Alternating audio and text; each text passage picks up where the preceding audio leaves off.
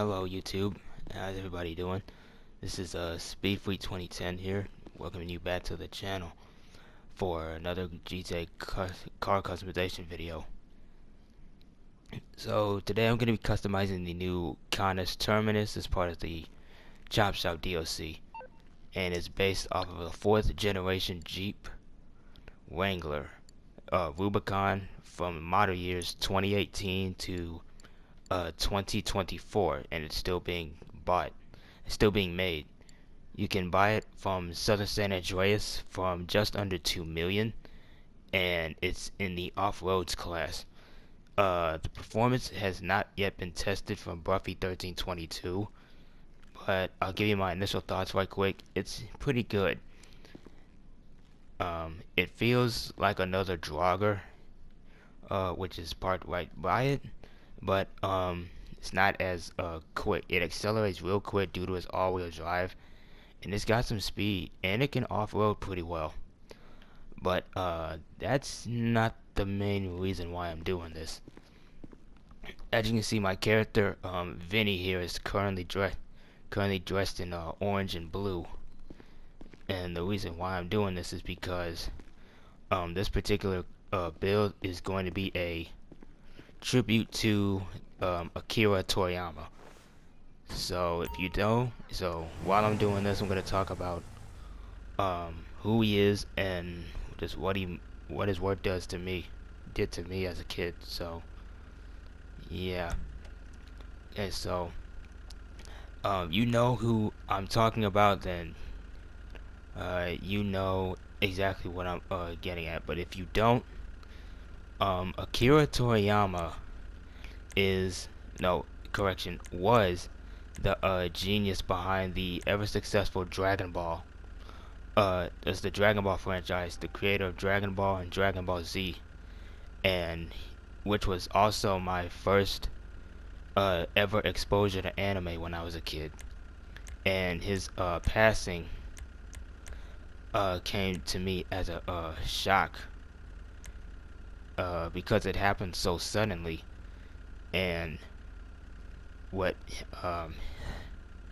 happened, what made it even worse for me is because he passed away on the 1st of March, which unfortunately was also the day of my father's 67th birthday. So having him pass on my father's birthday hit especially hard. I mean, it sucks, man, because it's just so sudden. He was 68 and he passed away on the day that my father was born, which I don't know how to describe. I'm still in shock a bit trying to process this, because the Dragon Ball Z series was my first anime that I ever watched as a kid that got me into anime, and it's one that I still enjoy to this day, and I just honestly just love it. And having his death, it's like losing a part of your to me it feels like you're like you lost a part of yourself, because Dragon Ball was my not necessarily my childhood, but it was one of the greatest shows that I ever sat down and watched along with my mom when I was a kid growing up, watching the original Funimation dubs. Yeah, the OG Funimation dubs, and it was an experience. I loved the characters, Goku and Vegeta especially, pretty much all of them, and it felt like also I was growing up along with Gohan and all the other characters, and I'm almost about to be 30 this year, and I still tend to imagine myself as I let my imagination go wild at times, and I tend to imagine myself as not necessarily as a Saiyan, but as a Dragon Ball Z-esque character with Saiyan properties and stuff, being able to go Super Saiyan 1 through 4 and stuff, which is which is just crazy. It was the only anime that I would actually just be excited to watch growing up, watching Toonami, the programming block as a kid, and it and and it just and it turned me into a fan of anime as a kid. And I'm not really much of an anime watcher, to be quite honest with you.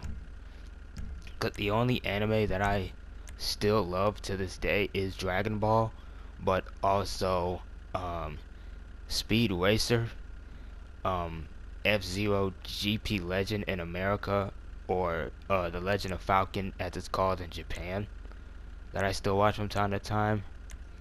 Um, I've been meaning to rewatch old school Yu-Gi-Oh! At least some of the clips on YouTube because of it, and because of that inspiration, and uh, it just and man, trying to talk about this is man, I don't know. Uh, Akira's work when it Akira's Akira's work, man. He just wanted to make people happy and stuff. Just put stuff to paper, see if anyone likes it. And it kind of inspired me to be an artist like I'm doing right here with my YouTube videos. Like, I know they're not like perfect and whatnot. They're not groundbreaking or anything. They're not like, I don't know, edited to the max and stuff. They're simple to the point, much like they're simple, easy to follow, just like Dragon Ball was to me. And that's my philosophy in my art. So this is just me because of him. This is just me just sharing my artwork to the world like he shared his with me through through the entertainment uh, medium. And this is just something I do for like a hobby, like I say a lot. And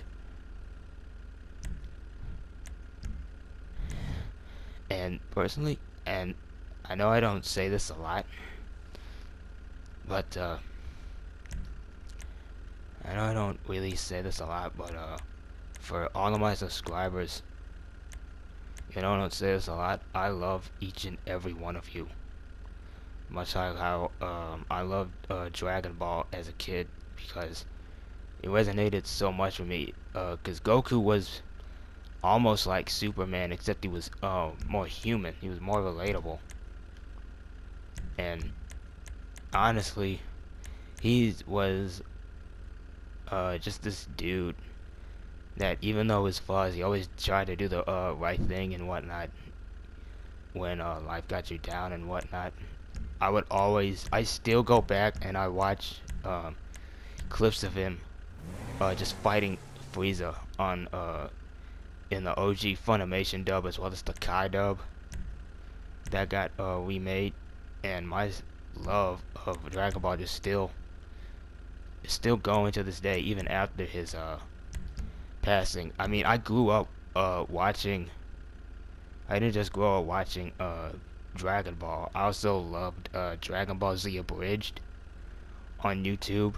I still enjoy watching fan animations, whether it's sprite based, like one of my favorites, Ed, Ed and Eddie Z, which is a sprite animation series that takes my favorite anime, Dragon Ball, and combines it with Ed, Ed and Eddie, one of my favorite cartoons from Cartoon Network that I've been watching for since high school, really, and that I still love and enjoy to this day because of it. And I still, I mean, I even still enjoy reading fan fictions, good and bad, like just all over the internet because of him.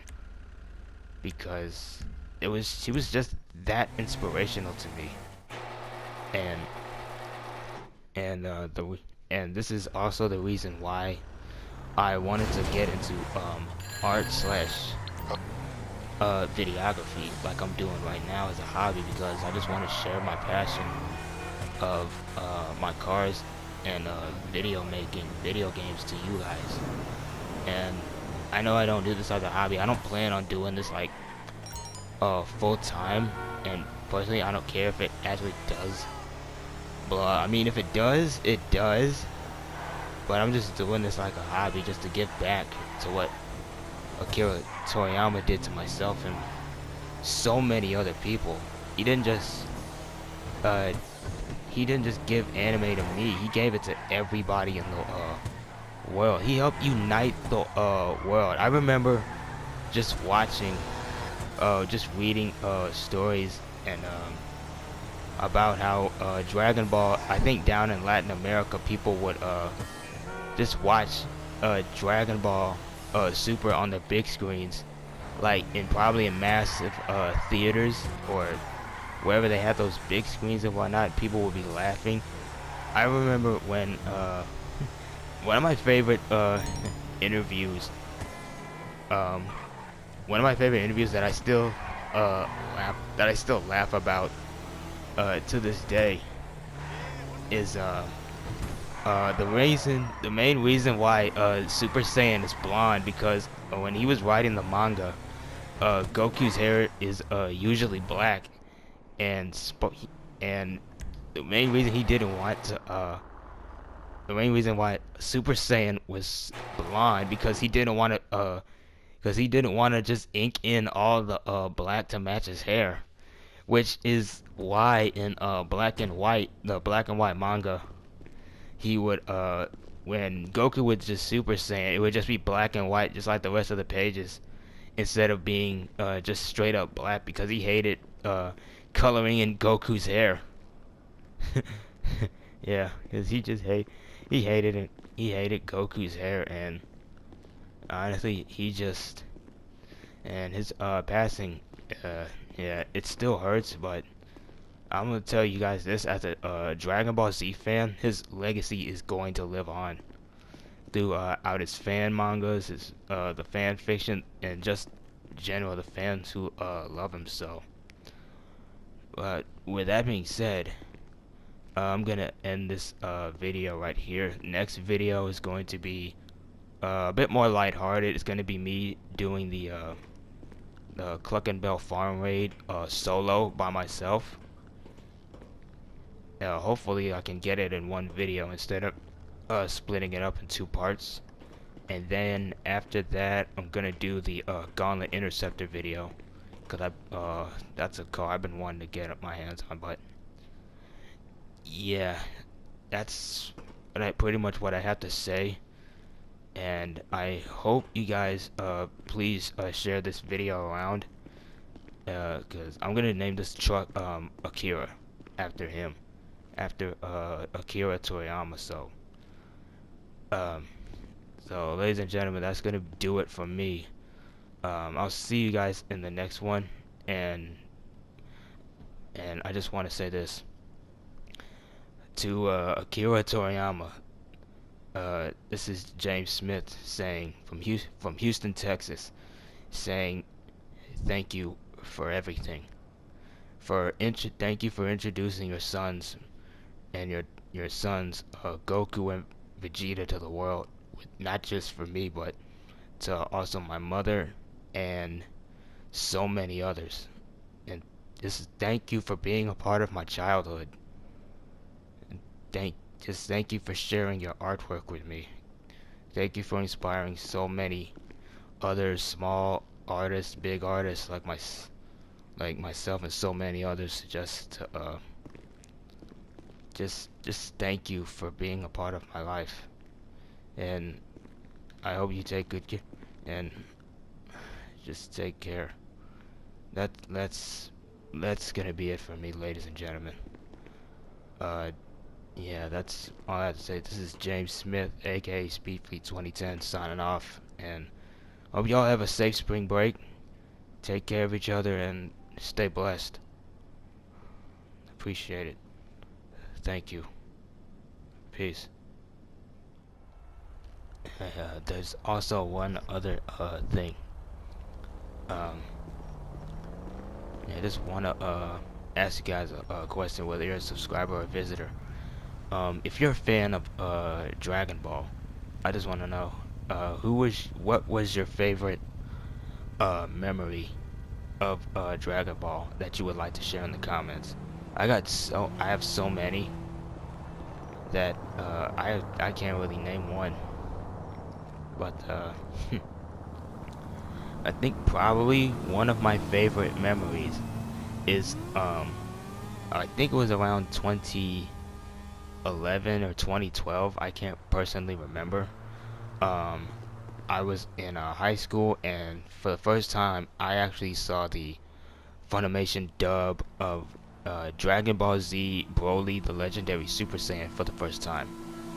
And also around that same time, I was also watching Star Wars: The Clone Wars, and around that time, the episode Altar of Mortis premiered, where my favorite character from that show, Ahsoka Tano, ends up going to the dark side for a bit, and which is also another one of my favorite episodes of the show, even though I'm not like a big, huge Star Wars fan.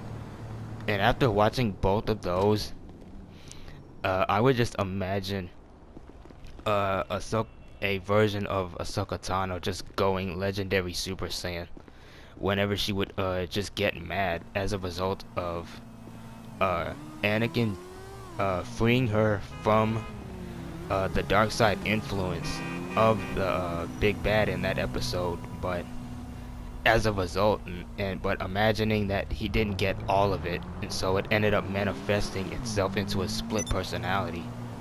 That whenever she would get mad, that split personality would just get way out of hand, just get angry. It would just explode, and she become like this legendary Super Saiyan Togruta monster thing with almost the same mannerisms like Broly, and she would just go on an absolute rampage. It just give me crazy imaginations like that because of Akira Toriyama's work. That that still makes me a Dragon Ball fan today, even though I don't own any of the figures or own any of the video games, even though I love watching Xenoverse 2 playthroughs and whatnot, and just funny moments and whatnot. That's probably one of my favorite memories. So yeah, just take care, everybody, and I'll see you guys in the next one. But yeah, just let me know what your favorite Dragon Ball Z memory is. And I also haven't, and the only other movie I haven't really watched was Superhero yet. I've seen all of them front to back, but that's the only one I haven't seen fully, so I'm gonna have to do that. And then rewatch all of Dragon Ball as just a tribute. Probably make it a yearly thing. It's kind of like how I do the Hot Wheels World Race and Accelerations movies, where I just watch it at least once or twice a year. So yeah, that's really all I have to say. To Akira, again, Akira, thank you for everything that you've done. And if I ever have children, I will introduce them to your children: Goku, Vegeta, Gohan, Goten, Piccolo, and all the characters that you've done, that you introduced me to. That way that way they can grow up knowing a lot of the stuff that I learned just watching your artwork. So yes, again, now I'm really gonna end this video, so end this tribute. So thank you for watching, and thanks again, Akira. Until we meet again.